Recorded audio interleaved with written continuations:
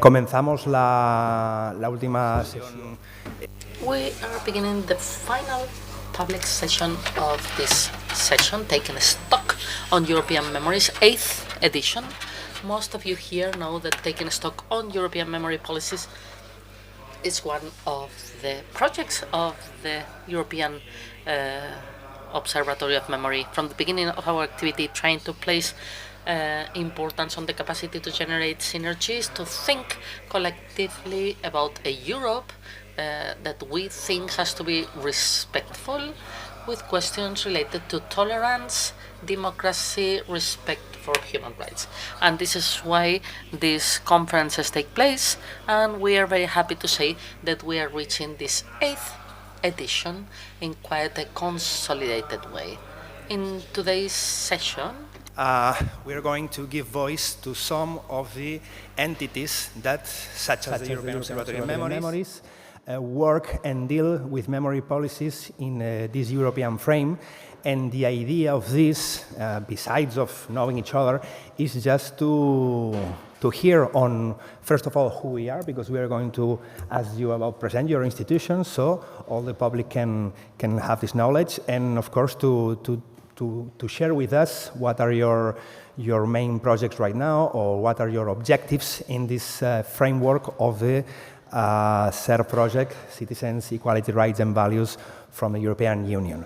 We have the particularity, that these institutions are, as well as us, we are beneficiaries of the operating grant CERV project, which means that we are, all of us, devoted to promote these values and to achieve them via cooperation at a European level. So, we have with us Jéromine Lefèvre, representing the Mémorial de la Shoah de Paris. Also on her side, we have Rafał Rogulski, representing the European Network Remembrance Solidarity, based in Poland. And we have also with us Marco González from Yad Inunum, also based in Paris, France. And we expect to have with us at some point Vesna Tersalic from Documenta Zagreb, Center of Dealing with the Past. So these are our colleagues and friends with we are working with for several years already. And I will kindly ask you to be brief on your presentation, since we are already very, short on time. And I think it's in the interest of all of us to finish at a proper time. So I will give the floor first to Jéromine Lefèvre. You have the floor. Thank you. Okay. Hello, I'm really happy to be here today. So I'm here to represent the Mémorial de la Shoah and especially the International Relationship Department. So I don't know how it works. What's this? Oh, no. What did I do? Oh, okay. So we are in the Mémorial. We have this service, the International Relationship Service, trying to talk about the Holocaust, but also other mass atrocities in different countries in Europe. So our main objectives are to impact the remembrance policies in countries with high stakes, and I will talk about it later by showing the different programs we have. We try to include the Holocaust in a broader reflection on genocide, and we try to favor local issues. Yes, so we try also to we aim to strengthen the institution's influence. Yeah, so anyway, I will maybe try to present the different programs. So the first ones, I will just quickly talk about cooperation with Rwanda, because it's a special one, so I will not talk about it a lot. We have this cooperation since it's been a few years. It's a 2-year program trying to highlight different memorial sites in Rwanda by spreading the way in Mémorial our experience to improve and to show, to spread our influence on memorial sites, and also to train local guides so that the memory of the genocide can be spread in different sites in Rwanda. So the first program we have, and this is the main one, is the HSP program. Maybe we could show it. So the Holocaust as a starting point, it's our main program. We saw that Europe was facing crisis, and not, for example, on memory, and also on democratic crisis. So the idea was to create dialogues between different countries in Europe which have a common negative legacy of the Holocaust, but also who have memorial issues. So, for example, the idea is to create a dialogue between these countries. So in that way, we try to create a dialogue which is improving democracy, and at least we try to do this. And we are also trying to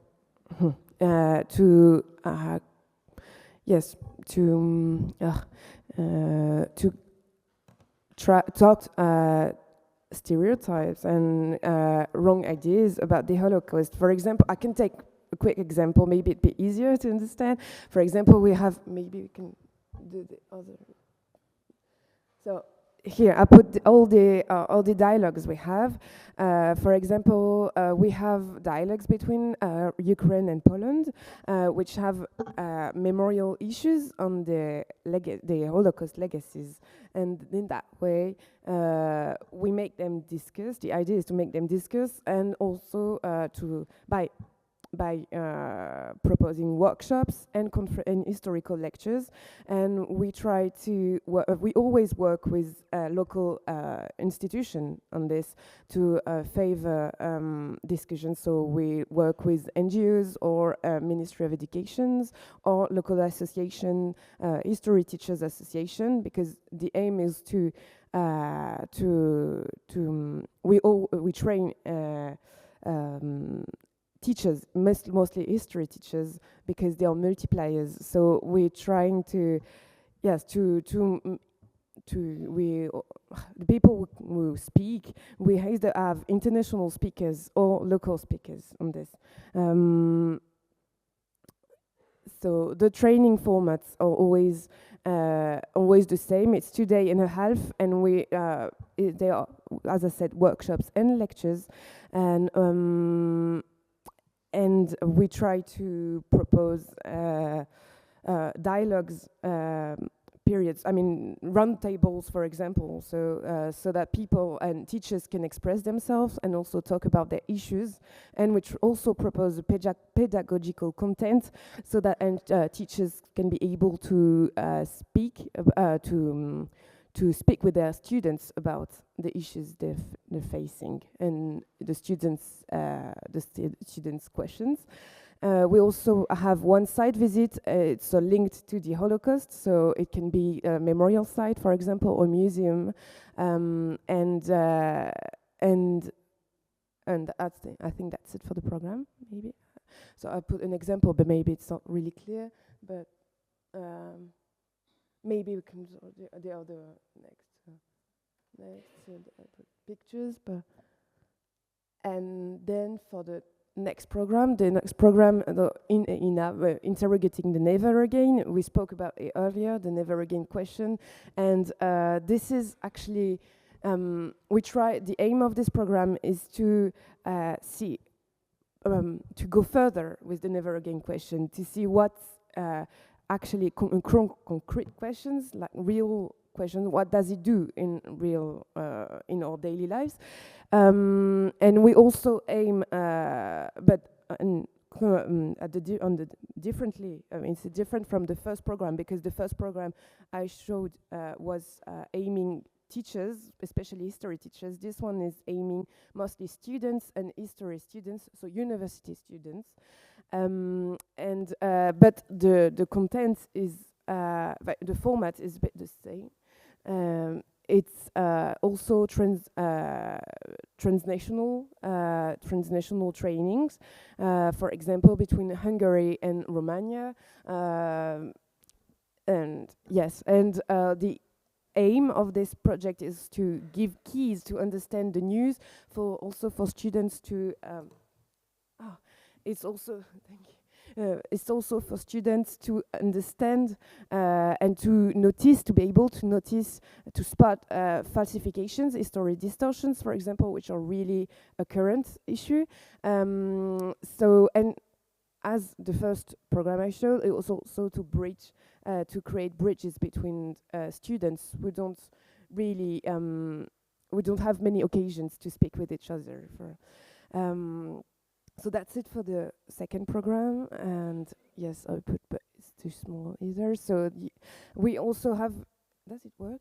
I'm not sure it works, but we also have another program, but linked with the Agency for French Education Abroad. So it's high schools. It's about high schools in worldwide. So we work with this agency to create dialogues, not to create dialogues, but to train history teachers on topics such as justice and international justice on mass atrocities, and yes, it's also to give keys to these teachers to teach their students and to answer their questions. It's also on that about it. And national trainings, it's a bit the same as the Holocaust as a starting point, which means that, but the main difference, it's not a transnational training.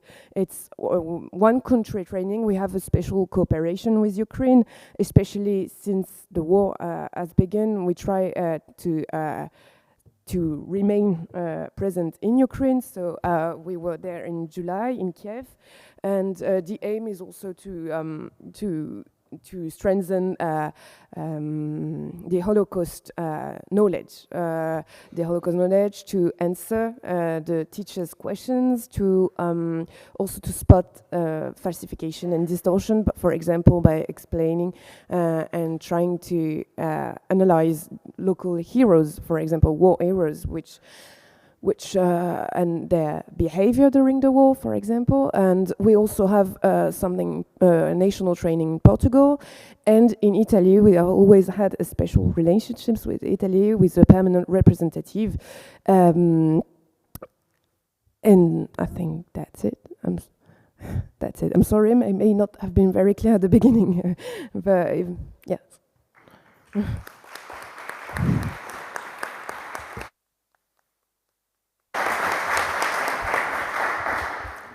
Thank you, Jéromine, for being brief, and thank you for sharing all these projects, mainly pedagogical projects. Some of them we are working together for several years. I will give the floor to our friend and colleague for so long, Rafał Robulski, Director of the European Remembrance Network and Solidarity. Thank you very much. Thank you for the invitation to Jordi and to all of the fantastic team of EUROM, and thank you for you to coming. I will first say some general reflections to put our activities to the context of this particular conference, and then present you some projects we do in the European Network Remembrance and Solidarity, say something about the establishing of the network, and at the end show you short 40 seconds films presenting or showing how we attend this field of history. The sine qua non conditions for maintaining and developing democratic order are dialogue, free exchange of ideas, opinions and views, and the ability and willingness to make decisions and to take the responsibility for that. The processes are intertwined and mutually depend. In order for them to proceed peacefully and have a positive impact on the development of communities, states, and nations, legal and cultural norms are needed to regulate these flows. Another necessary component of them is knowledge. The first and foremost, our sense of identity is based on knowledge of history. It allows us to define our place in the universe, our ontological status, our relationship to the place and time in which we live. On the one hand, this gives us the chance to achieve mental balance, the ability to make decisions and take responsibility for them. And on the other hand, it gives us a chance to avoid mistakes from the past. History and memory play a key role in this multifaceted process and of self-determination and being, functioning in the democratic society. International dialogue on history plays a very important role in this process of learning about history and grappling with memory. The aim of this dialogue is to get know each other and better understand our own history in order to develop international cooperation, strengthen ties, and ultimately avoid armed conflicts and resolve problems through at least negotiations or cooperation. That is why the INRS was created. It is a network established 20 years ago in Middle Europe, which members are countries, as you see, Poland, Germany, Hungary, Romania, Slovakia, and Czech Republic. We have also some observatory members, so the members who are ready to cooperate with us, but they are not yet ready to finance our projects. We are financed from different sources, from the sources of our ministries of culture from all those countries, but also from European Union on a different way. And the idea behind the establishing of the network was to get Europeans a chance to know better their own histories, because the network was born after the conflict or during the conflict or as an outcome of the conflict about the consequences of the Second World War and how to speak about the consequences of the Second World War. The conflict took place at the beginning of 2000s or at the end of 20th century and was connected with the different sensitivities in the field of remembrance of the consequences of the Second World War. Here a few numbers coming from 2024. So we are an institution which, these are the countries, but I wanted to show you, I'm sorry.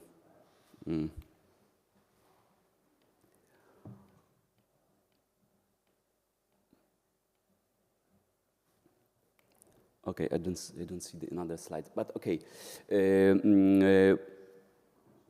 We established during these 20 years more than 500 cooperations with institutions from all over the Europe and also from some countries, from some other countries like United States or Japan, and produced during that time more than 250 different kinds of projects.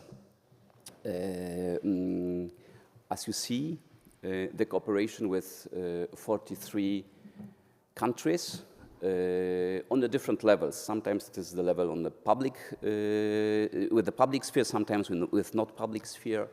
It depends on the theme and of the interest.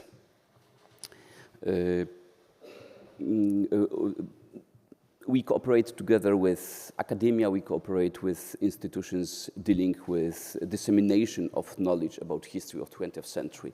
Every project we do are international. Every project, every themes we speak about are always international. We never concentrate on the history of one country, because the most important aim for us is to strengthen the dialogue about history of 20th century in Europe. You may see here only a few institutions with which we cooperate, have been cooperating from the very beginning. EUROM is one of them. Being here in this room, I have to say that 2023, together with EUROM, European Network organized our annual symposium here in Barcelona. And this is one of our main projects organized every year in different places in Europe with the aim to give a floor to different institutions dealing with 20th century history, to exchange and at least to cooperate with each other. The target groups, as you see, besides representatives of different institutions, these are cultural managers, academics, researchers, teachers, educators, students, actually everyone who is interested in history, and even more, everyone who is not interested in history. We try to get all those groups through different kind of activities. Of course, conferences, symposia, different seminars, bigger and smaller, but also educational and cultural projects. I will present you some of them in a few minutes. And also sometimes research and publishing activities. These are the types of our projects. Important part of our activity are information and awareness campaigns, mainly in the internet, but also using newspapers, televisions, and all possible channels to get people interested in history. The main conferences and symposia we organize is the European Remembrance Symposium, I spoke about it, but also typically academic conference with the name Genealogies of Memory, organized every year. We started only in Warsaw, but then from this year we moved this conference also to another places. Last time it was in Berlin. Next year we are going to meet in Jassy and to speak about remembrance and trauma.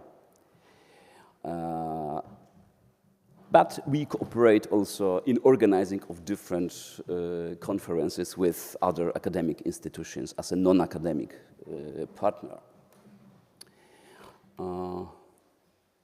Some photos from another field of activities are exhibitions. Here you may see two of our main exhibitions. The first one was the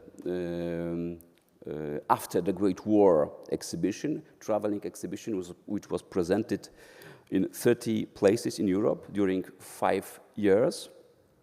And the aim of this exhibition was to show the story of the first 5 years after the First World War, the establishing a new Europe after the First World War, with all those wars connected with this time, but also with all those multi-level processes which took part at that time.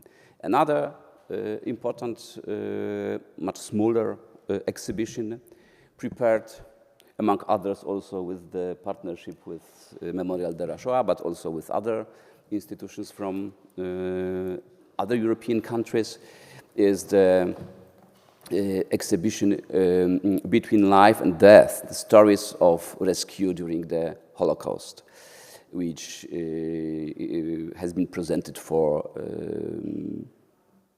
7 years, and now it is presented in Bad Ischl in Austria and the second version in Dublin, and we are going to present this exhibition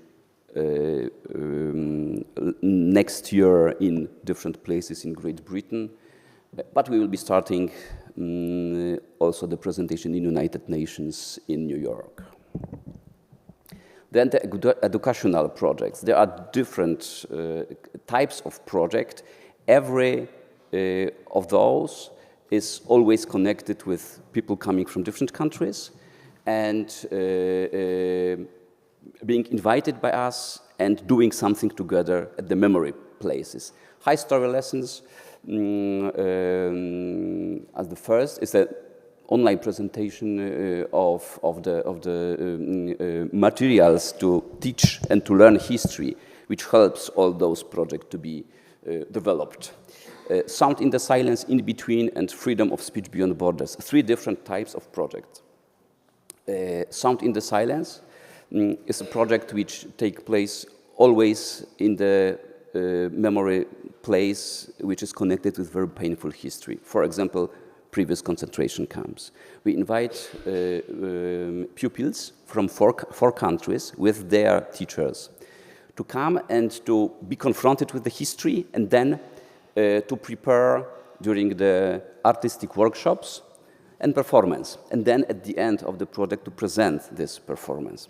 This is very multi-level project which gives chance these young people to exchange their feelings, to exchange their knowledge, and to be involved in joint international project which aim to give them the floor for exchange their feelings, emotions, and knowledge, and maybe to go back with completely another understanding of history. Sound in between project is devoted for university students and takes place always on the borderlands of Europe. The idea of that is to give the participants the chance to understand how the processes of history involved and influence people's lives at the border regions. One of the editions was also organized together with EUROM a few years ago on the French-Spanish border. But we are interested of every kinds of border, not only physical, and not only existing, also those places where the borders were in the history, and then through the historical processes were changed or moved to the other places. And the newest project, Freedom of Speech Beyond Borders, also very connected with this conference, with the democracy. It is a project which aims to give the participants the chance to understand how fragile the freedom of speech was and still is, and to show them through visiting different places in Europe connected with the fight of for freedom of speech, that there were times where the people were ready to risk their lives and their freedom to be free and to be free to speech and to discuss. The idea is to bring the group, also international group of students, to different types of archives existing in post-communistic countries, but also in Western countries, because they were also archives and institutions existing during the communist time in our part of Europe, in Western countries, and produced so-called tamizdat, so free printed books and magazines, which were then sent to our countries. It was the only possibility for many of intellectuals to use the freedom of speech which we didn't get in our part of Europe. So there are some photos of this last project. This year we visited with these young people to archives in Prague. It was Libri Prohibiti and Havel Library. We visited Bremen archive devoted to Tamizdat and Tamizdat. And those two groups from those two places met then in the Maison Lafitte near to Paris, in the Cultura Parisca, Paris Culture. It was a Polish and Middle European institution established just after the Second World War and being active actually until today, and printing the magazines and the books of authors from Middle European countries. So here you may see some pictures, Václav Havel Library, Maison Lafitte. They produced so-called zine. You know probably better than I what zine is. This is a kind of newspaper somehow produced with the use of different kind of arts, somehow connected with this producing of the samizdat and tamizdat.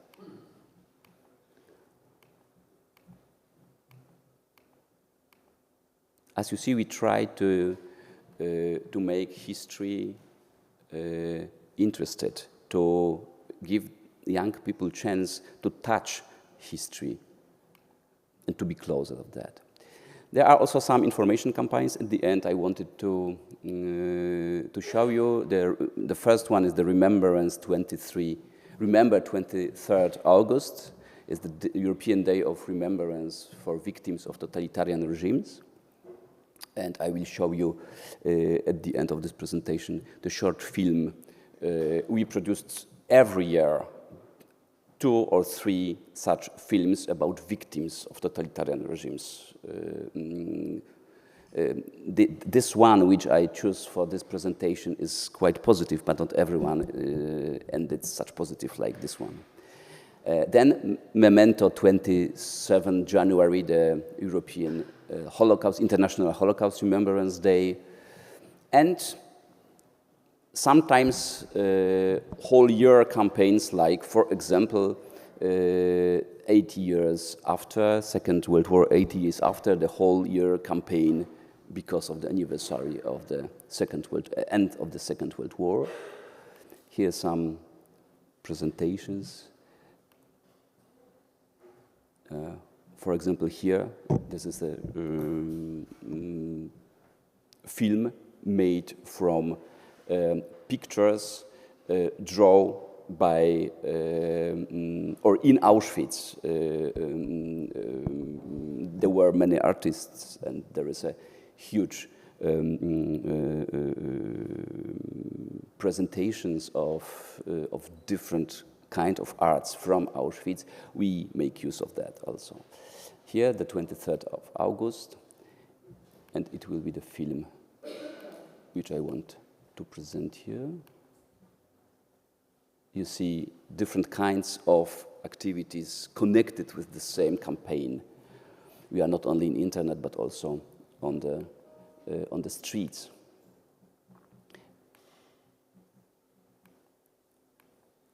And send such small pins to thousands of people in Europe, including European parliamentaries and politicians from different countries.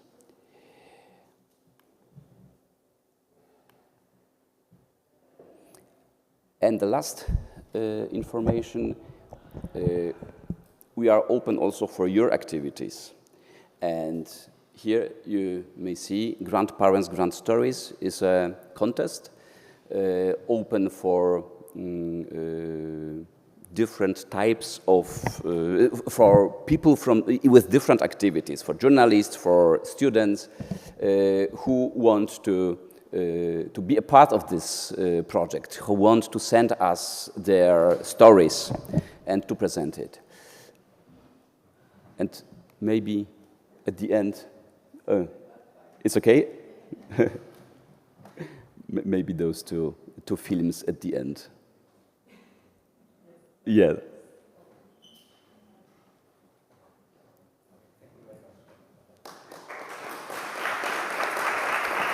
Thank you.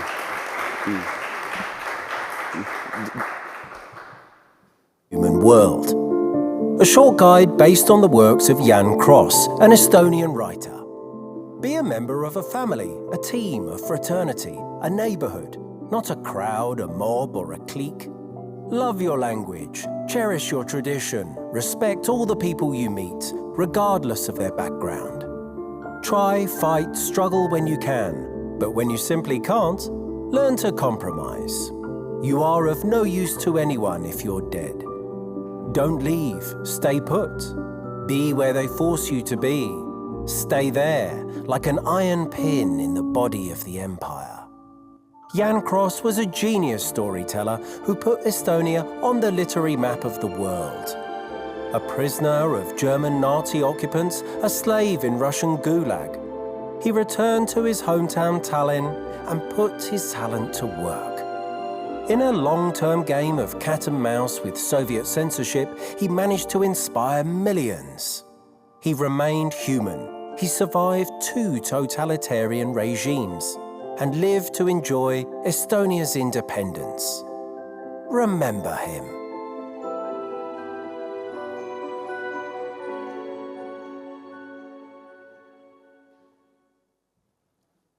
And now the second one, also short.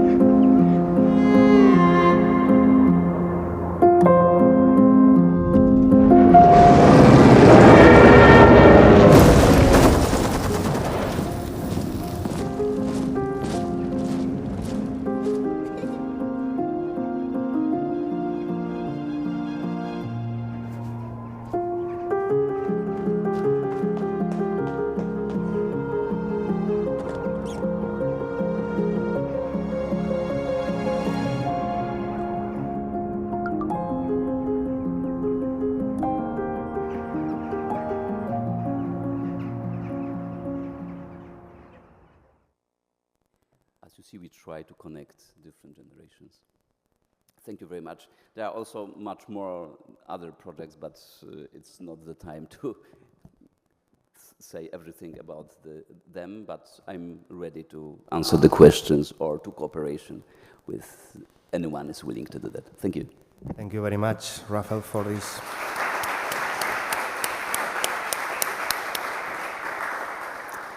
Thank you very much, Rafael, for this interesting presentation. I will give the floor right now to Marco González. You have the floor.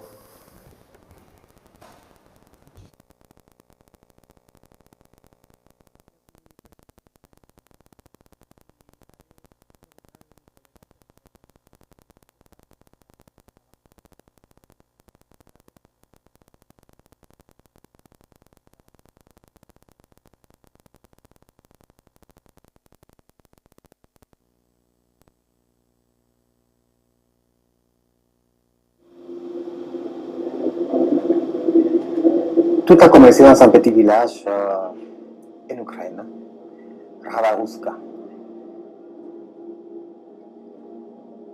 Vous savez qu'il y avait beaucoup de juifs avant la Deuxième Guerre mondiale et on se demandait qu'est-ce qui s'est passé avec les juifs puisqu'aujourd'hui il n'y a personne. En fait, ils ont été amenés au milieu de la forêt et ils ont été assassinés, fusillés.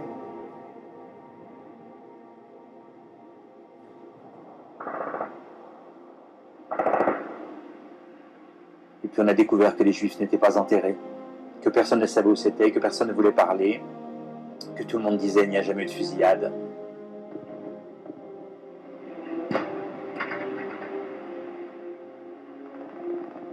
Et c'est comme ça que nous avons commencé à enquêter pour trouver les preuves de ces assassinats des Juifs et des Tziganes. Et depuis 16 ans, eh bien, on frappe à la porte et on demande « Est-ce que vous étiez là, madame ?» et « Est-ce que vous étiez là, monsieur ?» Et si la personne répond « Oui », eh bien, on essaie de sauver la mémoire de l'Europe. Nous avons collecté plus de 7000 témoignages. Je dirais que c'est un challenge difficile parce qu'il a fallu admettre que finalement les voisins des Juifs ou des Tziganes sont contents parce qu'ils auront la maison, parce qu'ils auront les filles, parce qu'ils auront l'argent, les bijoux, les chaussures. Il y a toujours des angles morts hein, dans les génocides, dans les crimes de masse, dans les crimes en général. Et nous, notre mission, c'est aussi d'aller dans ces angles morts-là. C'est ça qui nous a amenés dans les petits villages des peuples quichés au Guatemala. Selon les historiens, il y a eu entre 250 000 et 500 000 victimes. Là encore, on a interviewé des femmes, des hommes qui ont survécu. Je me souviens de cette femme qui était enceinte de 8 mois, qui a été violée alors que l'on tuait son mari et ses autres enfants. Et donc ça nous a ouvert à nouveau la zone grise des massacres de masse dont personne ne parle, que tout le monde oublie, parce que c'est pas à la mode, parce que ça n'attire pas les médias. Et puis est arrivé le génocide des Yazidis par Daesh. Lorsque moi-même j'ai vu des images à la télévision, ça m'a paru clair qu'il fallait aller en Irak. D'organisation de recherche, d'organisation de recueil de preuves et d'enseignements, on a développé une expertise d'aide aux survivants. Et c'est ça qui nous permet aujourd'hui de pouvoir agir quand il se passe quelque chose dans le monde. Certains sont mobilisés par le réchauffement climatique et c'est très important. Certains par l'écologie et c'est très important. Mais tous les jours aussi, on tue, on égorge, on met des bombes. Une fois c'est à Kaboul, alors bon, Kaboul c'est loin. Une fois c'est au Nigeria, oh bah on ne sait pas trop où c'est. Et puis tout d'un coup, c'est pas loin de Paris. Tout d'un coup, c'est à Nice. Tout d'un coup, c'est à Orlando. Alors là, on est touché. On est touché parce que c'est les voisins. Il faut que chacun prenne ses responsabilités. Yarat, c'est aussi pour connecter d'autres personnes qui dorment mal lorsque l'on tue quelqu'un très loin. Si on continue à bien dormir, on va se réveiller dans un cauchemar.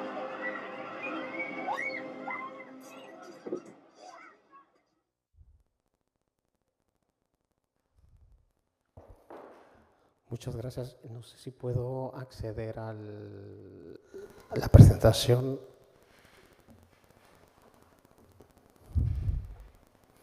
Muchas gracias. No me voy a concentrar en explicar en detalle.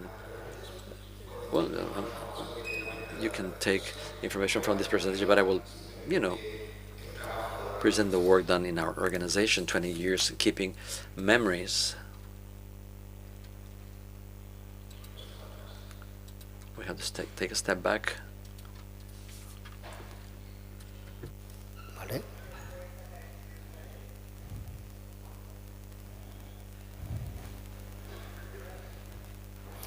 El profesor Mink.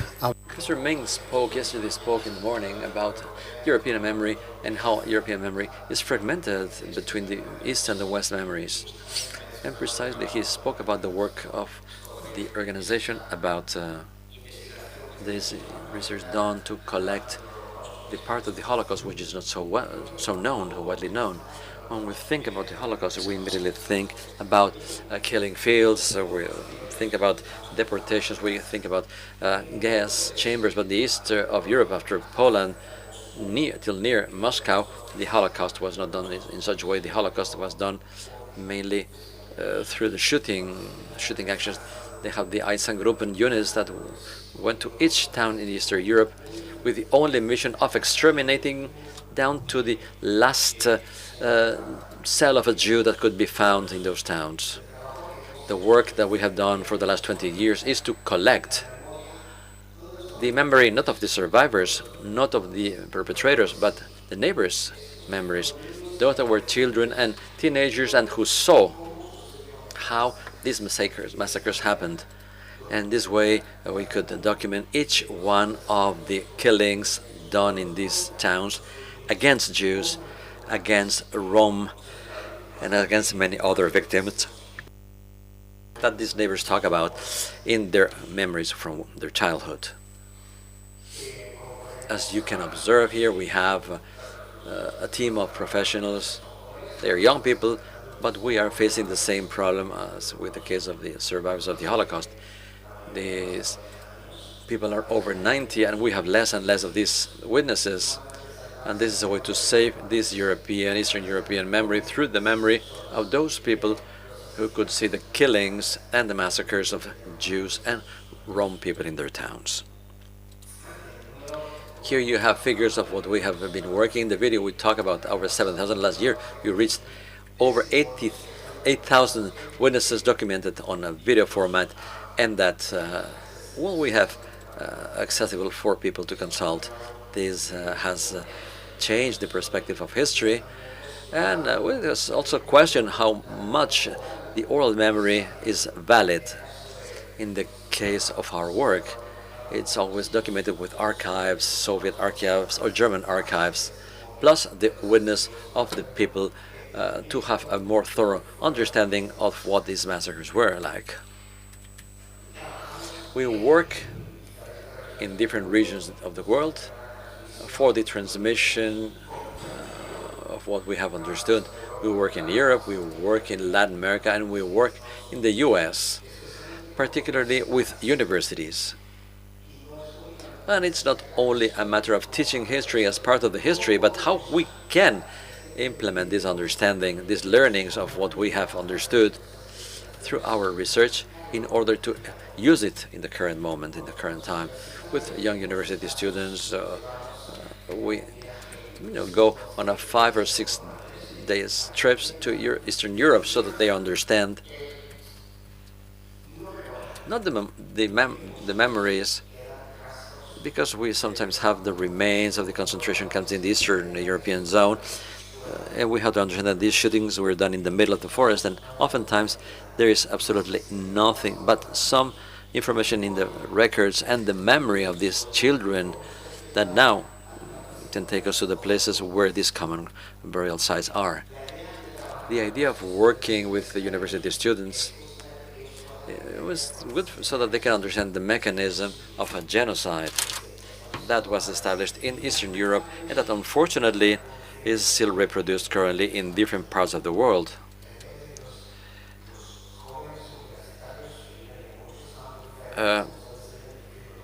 Some people come from criminology, come from philosophy, or from law to understand how we can investigate a crime, a mass crime currently. This is what we would like to convey through these educational programs that are carried out in Latin America, in Europe, and in the US.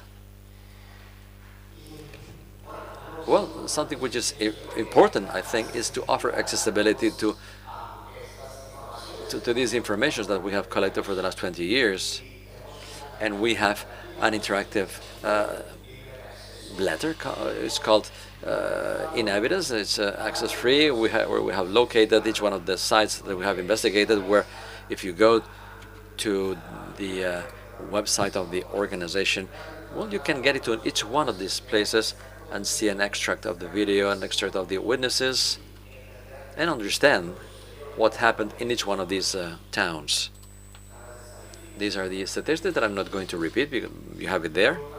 And another element that we are now, that's online and that we started working on last year, is to offer access to all the 8,000 witnesses that we have collected.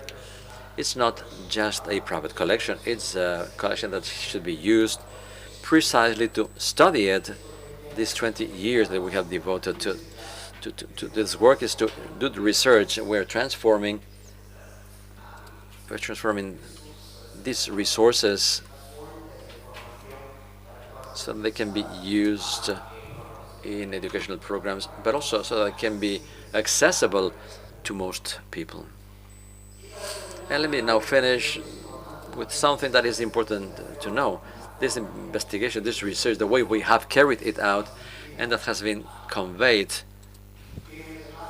to people, well, talking about genocides in the case of Yazidis, in the case of Guatemala, mass crimes that have to do with Ukraine, with respect to the Russian invasion and the crimes perpetrated in Ukraine against the civilian population.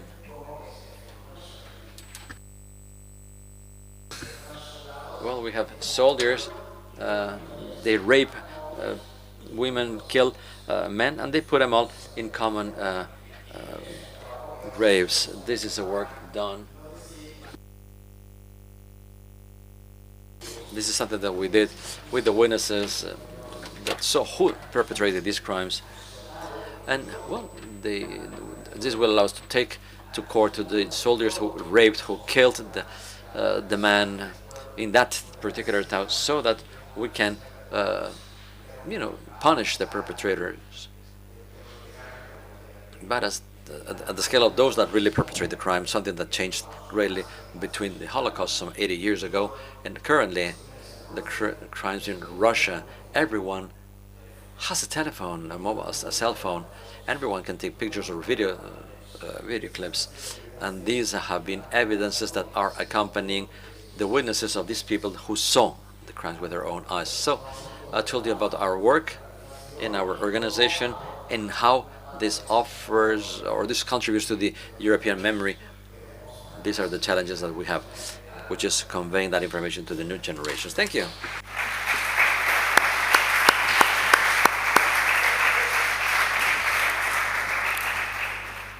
Muchas gracias, Marco, por presentar. Thank you, Marco, for presenting this very interesting work you do from your organization. Before we finish and gave a brief Q&A session, we'll excuse our colleague Vesna Tercevic. She had to leave due to very urgent professional considerations. She's a colleague and a friend with whom we have been working for quite a long time, and I would like to present to you in 2 minutes who they are, how they work. Documented Center for Dealing with the Past is an organization that was born in Zagreb, Croatia in the year 2006 as a result of the need of investigating, doing research and learning about the crimes of the war of the Balkans at the moment in which we have split memories, and we had the need of generating historical research, something relevant and solid, so that we could deal with the recent history of the Balkans. It's a very, very traumatic story in history. This is the country in which Documenta was born, but it's an organization, as most of the organizations that are here, try to be things in a transnational and cooperative European framework. And in that sense, Documenta for quite a few years with a very powerful and young team, and highly feminized, is doing a brilliant work that we consider interesting. We in EUROM have collaborated with them in some educational projects. 1 year ago, we had an Erasmus Plus exploring our cities through historic and civic education, through which the consortium was created, led by Documenta, and the EUROM helped. We generated some teaching material so that the citizenship, particularly young people, could have access to the recent history and memory of people from a different perspective, from a perspective of what we call more peripheral memories, not so mainstream in the context of this project. Well, new teaching materials were generated, developing itineraries and routes in different cities, like in this case Barcelona, while creating an ensemble or a way of working to see how these cities can give us the keys to understand our recent past in the sphere of cooperative work. Maybe you could leave the video as a background information. This one is one of the activities that we organized in the last meeting with young women that participated in the improvised workshop to see how we could change the colonial memory in the city.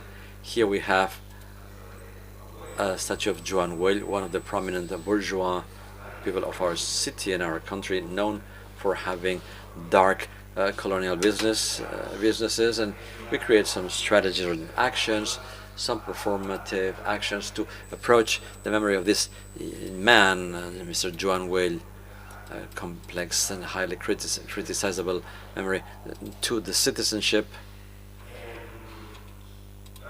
But we'll cut the long story short, because I'm not here to talk about my book or her book. One of the other projects we developed is the PPCO Power of Personal Stories Confronting Oblivion. And well, this is a CERP program that focuses on seeing how the oral expression, the oral witness, and the work with personal oral stories that connects us with what Marco just said a moment ago, and connected with the record and file research can generate knowledge, making knowledge transmittable with a capacity of incidence among citizenship. This is simply some words about the organization that we excuse right now. And for all your interesting presentations, we have seen, like, especially in how you do your work in a pedagogical way. Mémorial de la Shoah have several trainings for teachers, for students. We have been working with them at the HCCP project for long. For instance, just to make a proper example, as well as in the INRS, Mr. Regulski has presented this project in between, where we have to say we met each other, at least myself, because we were developing in our borderlands between France and Spain in the Pyrenees, that, as you probably well know, is a very marked memory related to our civil war and our Republican exile. So we had the chance to bring European youngsters from all around Europe to meet and to discuss on our own memory debates, and that was very enriching. And and we have met also Marco González with this interesting work that they have done, especially mixing this, this research with transmission and pedagogical ideas. So we are short on time, but still, if some of you have a question to pose on our presenters, is the time. Okay, we'll take a couple of them so far.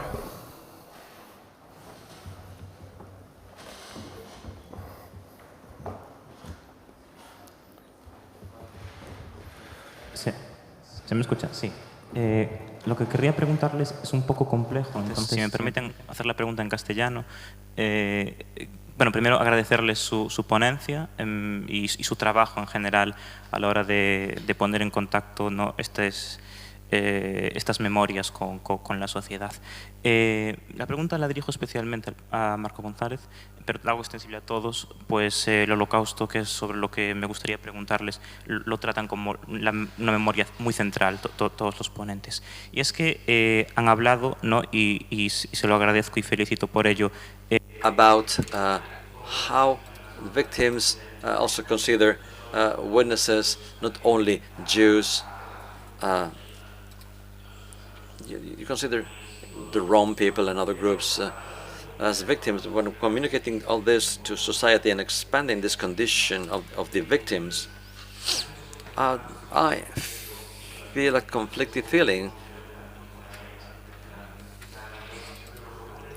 What happens when the victim is not fitting the passive victim model? Maybe when a victim is not Rome, Jew, or being so, it's a political specimen in the east of Europe, and concerned to see the memory with respect to the political commissaries in those states where the past of the World War II is overlapped,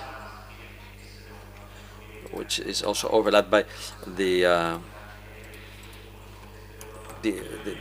actions of the Soviet or Russian occupations. This is something complex, which is a memory that falls between your victims and your future aggressors. So how can you socialize these advances in terms of memory? These are complex victims, you see. And also with respect to the Isenhuben you mentioned, to me they are a very complex figure, because they don't fit in our stereotypical image of the aggressors. They're not the SS, they're not Wehrmacht, they're not fanatized young people. They are middle-aged men fighting back, many of them volunteers. not so fanatic in the measure that they do not have so much contact in there.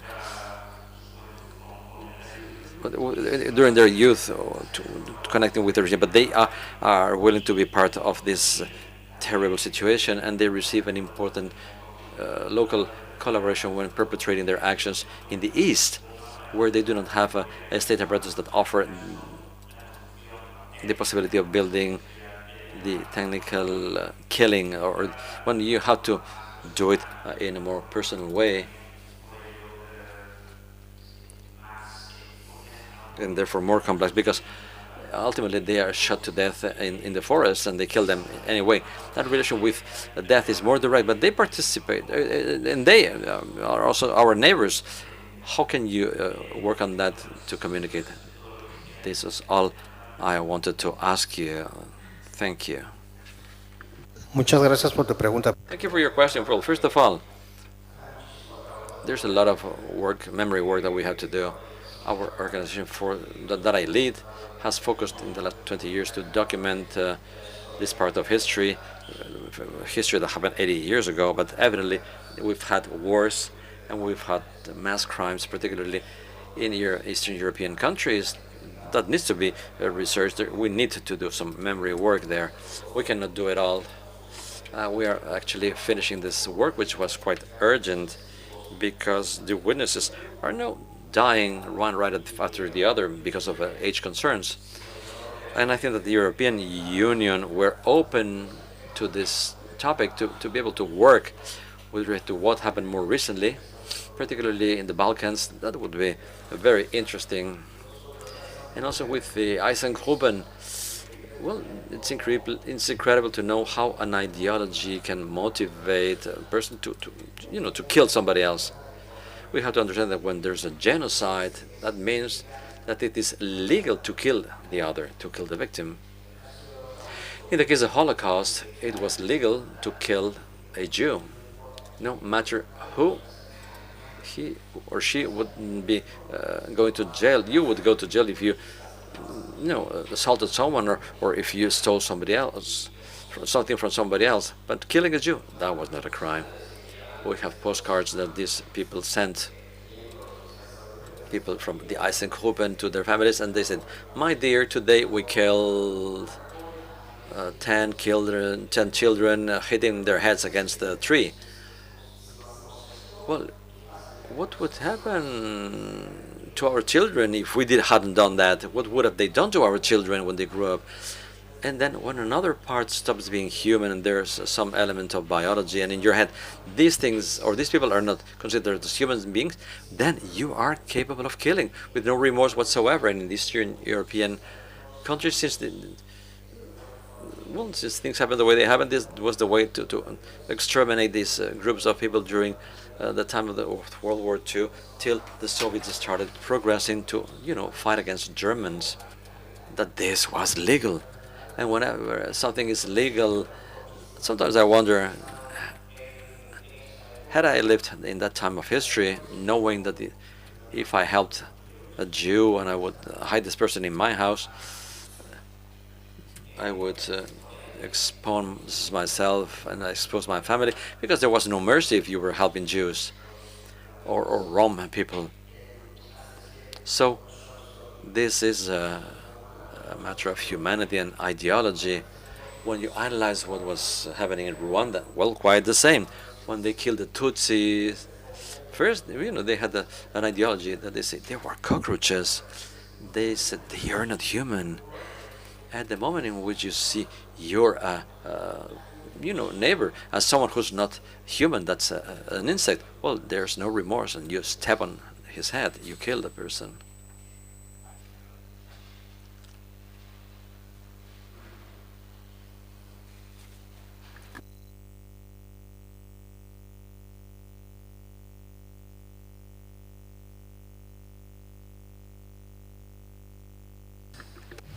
Hola, muchas gracias. Well, thank you for your presentation. My question is specifically addressed to Marco also. I'm very interested about the case of Guatemala. And I was wondering if, working on the memory of the Guatemaltecan case, you found some obstacles, because maybe not because through population, but institutions are not too happy to hear about your research, and I wanted to know more how you worked on it. Well, yesterday I heard, I forgot her name, who talked about the historical memory in Spain, and seeing all the difficulties this country has to treat the topic and talk about the common graves. I felt like I was in Guatemala. I think that while we have